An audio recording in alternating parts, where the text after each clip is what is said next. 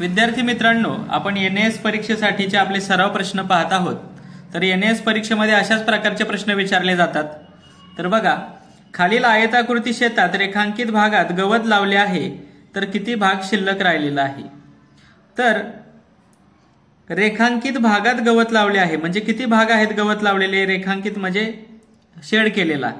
किती भाग आहेत, 1 2 आणि 3 भागात गवत लावले।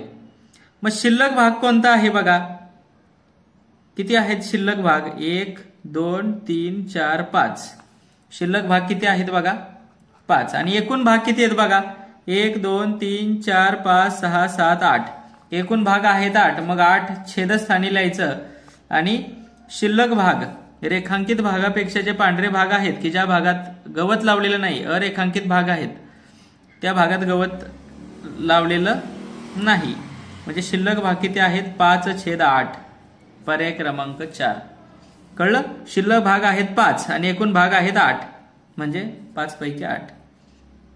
आता पुढचा प्रश्न बघू मित्रांनो। आता पुढचा प्रश्न पहा, आरतीने खालील आकृतीचे रेखांकन केले आहे, तर कोणता अपूर्णांक समजून घेता येणार नाही। तर बघा, पहिला अपूर्णांक दिला आपल्याला 3/6। तर मित्रांनो, रेखांकित भाग आहेत 3 आणि अरेखांकित भाग आहेत 6। बघा, रेखांकित भाग आहेत 3 आणि अरेखांकित भाग आहेत 6 आणि एकूण भाग आहेत 9। तर बघा, 3/6 म्हणजे 6 पैकी 3 आपण कोणता दाखवू शकतोय का भाग, नाही दाखवू शकत। 1/3 तर बघा, एकूण भाग आहेत 9, त्यापैकी 3 भाग आहेत रेखांकित आणि याचं जर संक्षिप्त रूप केलं तर येतं 1/3। 3 1 3 3 3 9। पुढे इथं एकूण भाग आहेत 9, त्यापैकी अरेखांकित भाग आहेत 6 म्हणजे हा अपूर्णांक सुद्धा आपण समजून घेऊ शकतो। त्यानंतर चौथा अपूर्णांक पाहिला तर एकूण भाग आहेत 9 आणि रेखांकित भाग आहेत 3 म्हणजे 9 पैकी 3 भाग हे सुद्धा आपण समजून घेऊ शकतो। पण 6 पैकी 3 हे आपण समजून घेऊ शकत नाही, म्हणून पर्याय क्रमांक आपला 1 बरोबर असणार आहे या ठिकाणी। आता पुढचा प्रश्न बघा, कोमल 1/4 तास मोबाईलवर बोलली, तर 3/4 तास कविता ऐकली, तर तिने एकूण किती वेळ मोबाईलचा वापर केला। तर मोबाईलवर बोलली 1/4, कविता ऐकली 3/4 तास आणि एकूण म्हटल्यानंतर बेरीज करायची।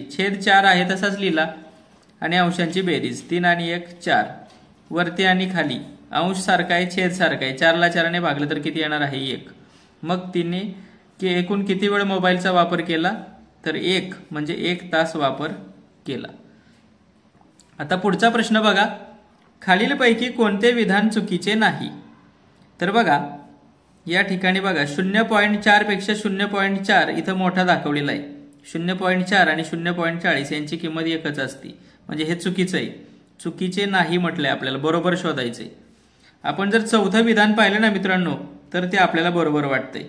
बघा, 0.04 पेक्षा 0.4 मोठा आहे, त्याच्यापेक्षा 4 मोठा आहे, 4.0 मोठा आहे आणि त्यापेक्षा 40 मोठा आहे, म्हणून हे विधान बरोबर आहे।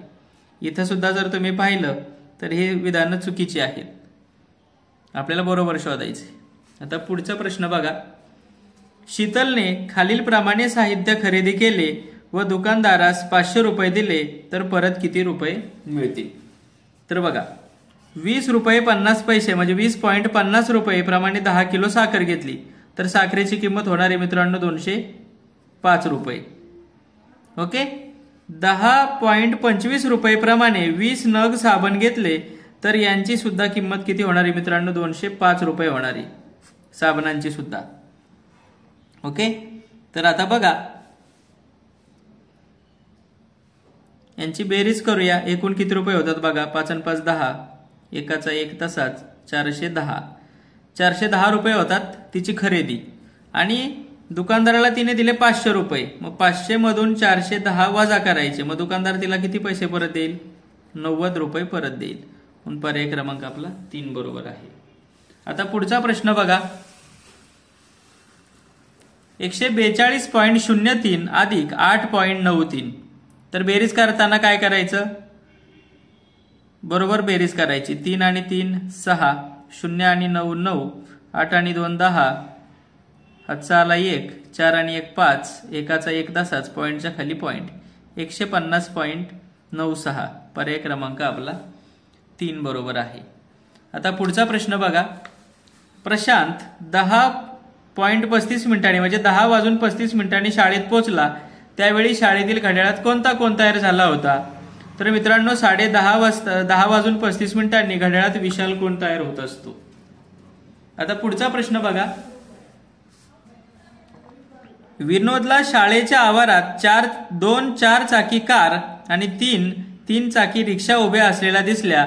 कारला 4 चाके व रिक्षाला 3 चाके आहेत, तर एकूण चाकांची संख्या किती? कार किती आहेत? 2. मग कारची चाकं किती झाली? एका कारला 4 चाकं, मग 2 कारला किती? 8 चाकं. 3 चाकी रिक्षा आहेत, रिक्षा आहेत 3, एका रिक्षाला 3 चाकं, मग 3 रिक्षांना किती चाकं? 3 त्रिक 9, यांची बेरीज 9 आणि 8 17. पर्याय क्रमांक 3 बरोबर. आता पुढचा प्रश्न बघा. दोन्ही आकृतीतील काटकोनांची संख्या किती? तर बघा या आकृतीमध्ये तर आपल्याला काटकोन दिसत नाहीये कुठं. या आकृतीमध्ये इथं एक काटकोन आहे, इथं एक आहे, 1 आणि 1 2 झाला आणि हा इकडचा 3. किती काटकोन झाले? 3. आता पुढचा प्रश्न. सलीम घरातून सरळ दक्षिणेला 40 मीटर गेला. तेथून पूर्वेला 20 मीटर गेल्यानंतर पुन्हा दक्षिणेला 10 मीटर गेला.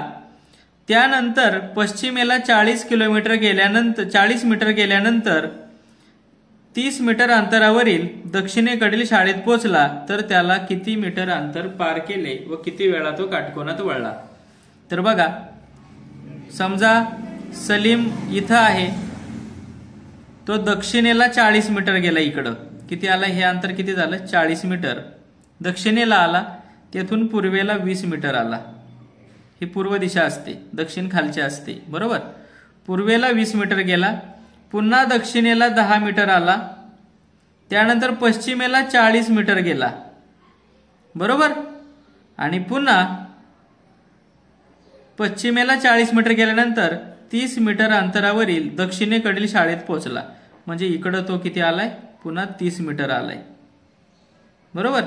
पश्चिमेला 40 मीटर गेला, हे 40 मीटर अंतर आणि हे 30. तर त्यांना किती मीटर अंतर पार केले व किती वेळा काटकोनात तो वळला? तर आता बघा इथून एवढं जे अंतर आहे ते किती असणार आहे? त्याने कापलेला अंतर, इथं शाळा आहे त्याची, पण त्याने कापलेलं एकूण अंतर किती आहे बघा.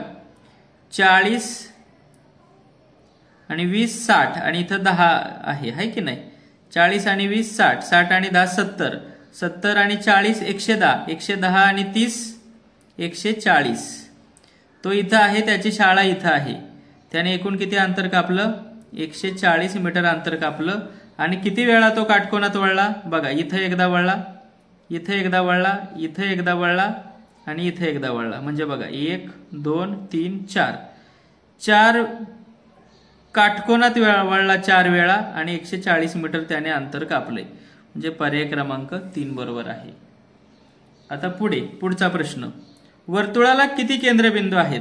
तर मित्रांनो वर्तुळाला एकच केंद्रबिंदू असतो. पर्याय क्रमांक 1 बरोबर. आता पुढचा प्रश्न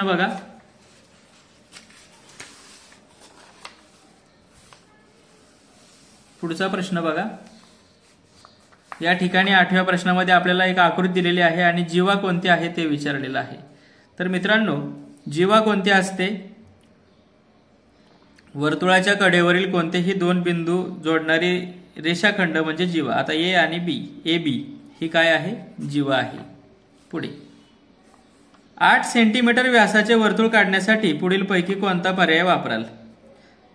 तर 8 सेंटीमीटर व्यास आहे त्याचा. बघा हे वर्तुळ आहे, त्याचा 8 सेंटीमीटर व्यास आहे. म्हणजे इथून इथपर्यंत अंतर किती आहे? 8 सेंटीमीटर आहे. मग त्रिज्या किती घ्यावी लागेल आपल्याला? 4 सेंटीमीटर. म्हणून 4 सेंटीमीटर त्रिज्या घ्यावी लागणार आहे. तर पुढचा प्रश्न बघा. एका उडीत बेडूक 2 फूट गेला, त्याला 18 फूट जाण्यासाठी अजून किती उड्या माराव्या लागतील? तर बघा आता हा बेडूक इथं आहे, त्याला किती फूट जायचंय? 18 फूट जायचंय. एक उडी मारली की तो किती फूट आलाय? 2 फूट. ही झाली पहिली उडी. दुसरी उडी 4 फूट. तिसरी उडी 5 फूट. तिसरी उडी 6 फूट. चौथी उडी बेचोक 8, बे पंचे 10, बेसक 12, बे साती 14, बे 8 16, बे 9 18. 18 उड्या झाल्या. तर एक उडी तर त्याने मारलेली आहे, हिला आपण 0 म्हणूया.